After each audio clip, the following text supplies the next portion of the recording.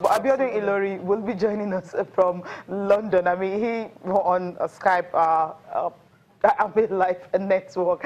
I mean, he had something that he just spoke to me concerning the stadium and the state is. You want to chip in a word on that one before we talk about the Super Sunday that we're going to discuss. Good morning, welcome to the program. Good morning, guys. How you guys doing? Yeah, good morning, Abiodun. What's up? I mean, we're supposed to talk about it's so nice joining in today. Okay. We're supposed to talk about the Super Sunday, but you can't help yourself but to contribute to the state of Nigerian stadiums on this day. Yes, thank you for allowing me to just chip in one or two things. Right. To be honest with you, I think the major problem we have in Nigeria is the lack of developmental mentality. We like big things, we like good things, but all we do is copy and paste.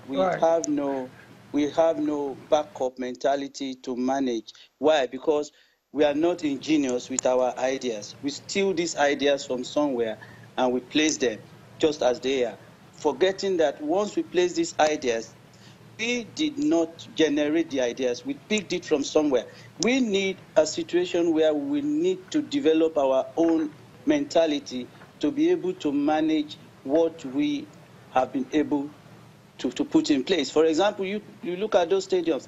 They are too gigantic for any government to maintain. And we have so many of them in place. I was at Anfield just 2 days ago to watch the Champions League.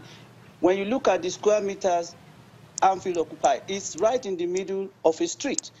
But when you look at the stadium, it's well maintained. The stadium has been there forever. And when you look at everybody, we even have volunteers. I interviewed a few of them. I can send some of these clips to you. We have volunteers who will not earn a kobo just to maintain the facilities and make sure the crowds are happy. So we need to develop our own ideologies and run away from this copy and paste mentality our government officials are doing. That is where Nigerians will see a sense of belonging, not what we have right now. For me, it's a waste of fund, it's a waste of energy, it's a waste of resources. If need be, National Stadium should be turned into a housing project because I don't see anyone managing it right now. They can turn it to an housing project like they did to the old Arsenal Stadium, and we make some money out of it. Right now, we need our own ideology to develop as we go. Thank you. Thank you, Abiodun Ilori, for that very good contribution. Now, we can go on and on about the state of the stadiums, but there's a very important game going down this weekend on Sunday, to be precise, in London, which is where you're joining us from, between Chelsea and Manchester United. What is the mood like out there? Does it have the feel of like a movie premiere and people are just waiting for Sunday to watch Jose go back to London again? Well, thank you again. On the level, let me start from the part of confidence right now. I think Chelsea are down at the moment. Something is not right in the Chelsea camp. The players, the officials, something is just not right. But on the other side, Manchester United, they have the confidence, they are eager to go to Stamford Bridge, and I think it's going to be a firework. Good thing for Chelsea is that Kante is coming back, but it's going to be enough for Chelsea's confidence. I don't know what's going on. I'm not a Chelsea fan. I've not been able to talk to their players, but I know Manchester United might just nick a 1-0 victory at the Stamford Bridge because of their level of confidence and the way they are playing at the moment. Okay, that's a win from them. So it's like Chelsea will keep just sweating from losing. Now, let's talk about Arsenal. I mean, another big game is the game between Manchester City and, of course, Arsenal. I know you have a special interest in that one. How it's going to play out, knowing that Arsenal played goalless Europa League, although they qualified to the knockout stage? Well, Arsenal, if they come to the party, Arsenal can beat any team at any day. I mean, at any platform. But the Arsenal I'm looking at today, they still have a lot to do. The reason being that Arsene Wenger is no longer the Arsene Wenger we used to know those days.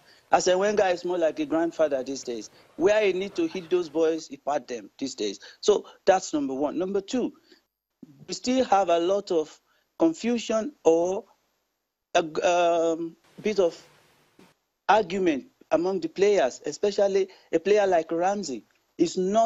Ramsey and a few other players are not in good terms with, what's his name, Sanchez. And that is very evident. Even on the pitch of play, you see it happening. So there is a lot going on in Arsenal. But if they can come together for once at the Etihad, well, anything can happen. Because Arsenal seems to be the bogey side for Manchester City of recent. And if they play to their potentials, if they are determined and they come as a team, not as individuals or not as someone, seeing each other as bad boys or bad player on the day, they can give Manchester City something to think about. But Man City at the moment, that team is on fire. Yes. That team is on fire, and I believe their manager has gotten it right. He got the right players. He got the right mentality for his players, and their confidence is right there at the highest elm now. So Arsenal need to be ready for fire from the blast of the whistle. The major problem on Sunday is going to be the referee, Michael Oliver. Michael Oliver is not a guy Arsenal has a team of. That guy, if you check the statistics, every game he managed for Arsenal has been a no for Arsenal. So him handling the whistle on Sunday is a problem right now. And that's what the camp is talking about right now. Okay. We know we are playing 12 against 11 on Sunday. Okay. All right. Thank you so much, Mr. Abi, for taking our time to talk to us this morning. Thank you very much, guys. I appreciate your time.